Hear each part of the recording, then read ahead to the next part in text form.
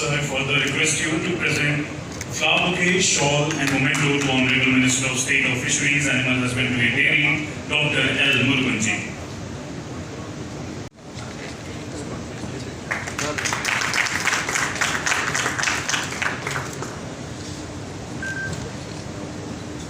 उधर क्लियर आएगा,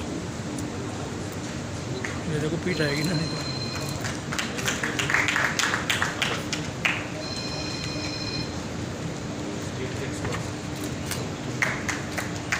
We now welcome Shri Atul Chaturvedi ji.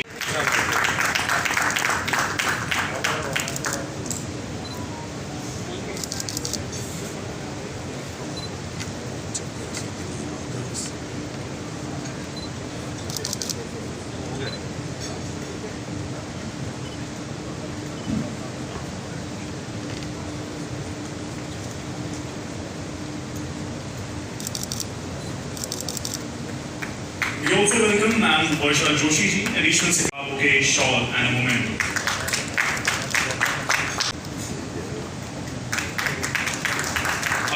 MD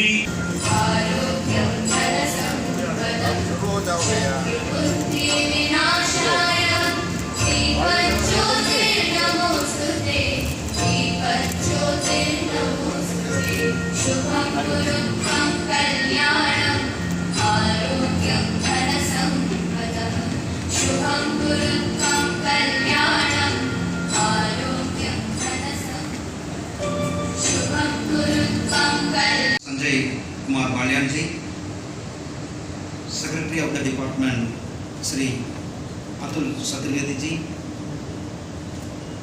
Additional Secretary Madam Varsha Joshi ji,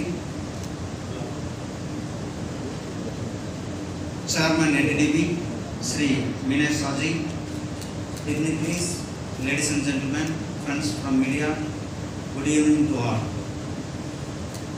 I congratulate to NDDB to come forward to such a innovative and a new initiative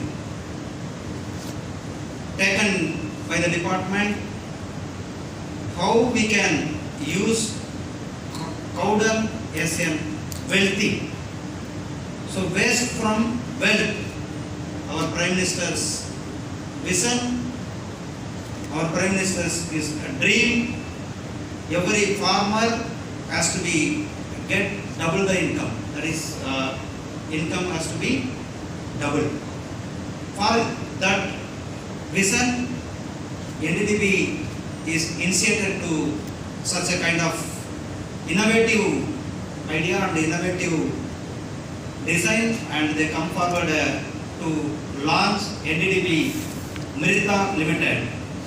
So I congratulate NDDB and for this our Minister Rupalaji is always encourage those who come forward to new initiatives, and our Secretary, our Sanjay Kumar Balyanji.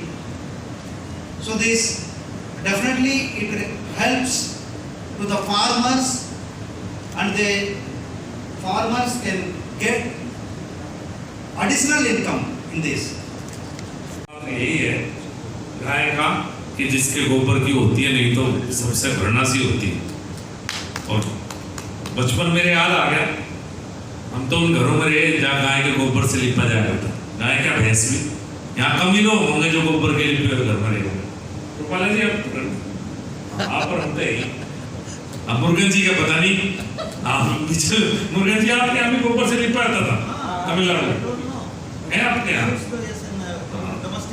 और उसकी खुशबू इतनी अच्छी आती थी, वो खुशबू आज बहुत दिनों बाद याद आ रही गाय के गोबर की। वैसे तो ये कार्यक्रम मैं 2000 में आज विशेष रूप से ये कार्यक्रम तो एक 5 स्टार होटल के कमरे में, लेकिन शायद ये इतनी बड़ी शुरुआत है जिसका अंदाजा मुझे तो है, बहुत से लोगों को शायद ना हो कि ये कहाँ तक जा सकता है।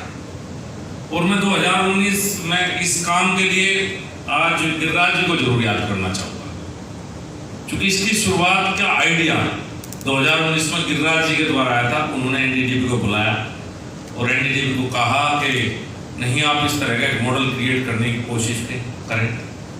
और एनडीडीबी ने उस पर काम किया जगरियापुर में, जहां हम सब लोग तो देख आए, आप लोग भी देख के आए तो अच्छा रहेगा, जो नहीं देख पाए वो सफल मॉडल।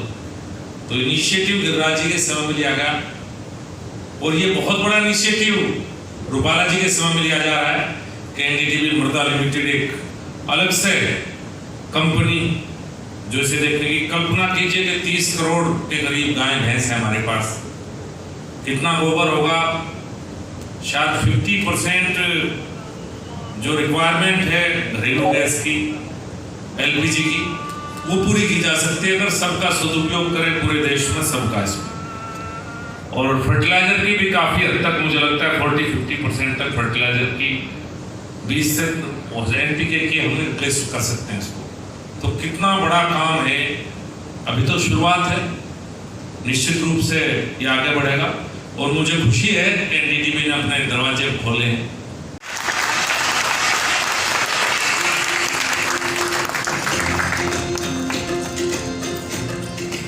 भारत ने डेयरी सहकारी समितियों के माध्यम से आय सृजन का एक अच्छा मॉडल स्थापित किया है।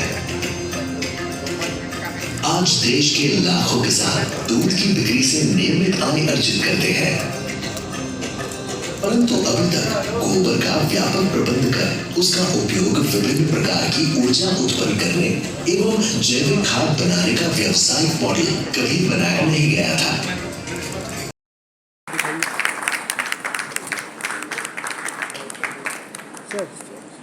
Now I request Honorable Minister of State Dr. L. Muruganji to hand over the NDDB Sudhan logo trademark to Chairman and MD NDDB Prita Limited.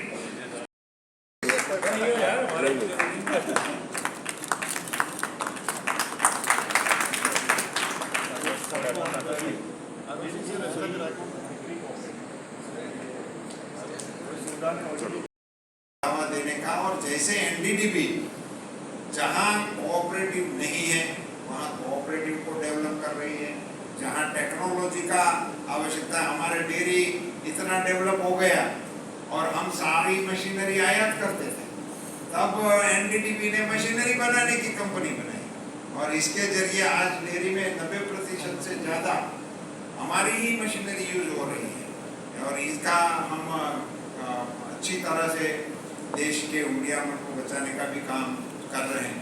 ऐसे जैसे भी जिन चीज की आवश्यकता पड़ी उन चीजों में एनडीडीबी ने बहुत ही सक्षमता से अपना परिचय दिखाया है और इसमें भी वो बहुत ही अच्छी कामयाबी हासिल करे, ऐसी शुभकामनाएं इनको देता हूँ। और देश की इकोनॉमी में मेरा एक साधारण इस दृश्यों को देखते हुए जो आसपास घटनाएं घट रही हैं, इनको देखते हुए ये लग रहा है कि बहुत ही कम समय में हमारे देश के अर्थतंत्र में केंद्र में गाय माता आ जाने वाली है। इसमें बहुत लंबा समय नहीं है और ये बहुत जल्दी होने वाली घटना है। अभी मैं पिछले दिनों एक मीडिया के कार्यक्रम में गया था, मिस्टर डोमिनो इधर आए इसलिए मुझे याद आ गया, वो एग्रीकल्चर रिलेटेड जर्नलिस्टों का एक ग्रुप खड़ा है। अभी ये देखो किसानों का सद्भाग्य, यह पत्रकारों में भी उनके साथ चलने वाले पत्रकारों की भी टोली खड़ी हो गई। तो इन समय पर और जब देश का नेतृत्व करते हुए हमारे प्रधानमंत्री वैश्विक स्तर पर भारत का मान बढ़ा रहे हैं, वो एक चीज है, मगर आयुर्वेद को मान्यता देकर WHO के माध्यम से आयुर्वेद का सेंटर भारत को मिल गया है। अब भारत जो बोलेगा वो विश्व के लिए आयुर्वेद में वो आवाज हो जाएगी, ये स्थापित हो गया। हमारा योग पूरी दुनिया में स्थापित हो गया। आज हम जितना श्वासोश्वास या ये सब प्रक्रिया करते हैं उससे ज़्यादा दूसरे देश वाले करने लगे हैं, उसकी मान्यता हो गया है। आप सबको जान के खुशी होनी चाहिए। ये गोबर वाली जो बात है और ये गोबर के आधार पर ये मृदा कंपनी को काम करने के लिए सृजित करने के लिए हम जब आगे बढ़ रहे हैं तो एक ऐसे अवसर पर ये हो रहा है। एक तो हमारे प्रधानमंत्री जी की आह्वान थी किसानों की आय को दोगुनी करने की, और उसमें वो कई प्रकार की योजनाओं को लागू करने के प्रयास में लगे हुए हैं। सो एग्रीकल्चर और एलाइड सेक्टर दोनों को जोड़कर इसमें आगे बढ़ने की बात थी। अब एलाइड सेक्टर में पशुपालन आता है। पशुपालन में ये एक प्रकार से समस्या थी गोबर की, और अब जब दूध के ऊपर इतनी बड़ी अच्छी आय चल रही है तो इस गोबर पे क्यों फोकस नहीं होना चाहिए। और जैसे बालियान जी ने भी जिक्र किया और अतुल जी ने भी जिक्र किया था कि मैं बार बार ये बोलता हूँ कि ये गाय माता एक हमारी ऐसा भगवान ने सर्जन किया हुआ हमारे बीच में मौजूद तोहफा है जिसका मल और मूत्र पवित्र माना जाता है, और इसका एहसास हम तो सदियों से कर रहे थे।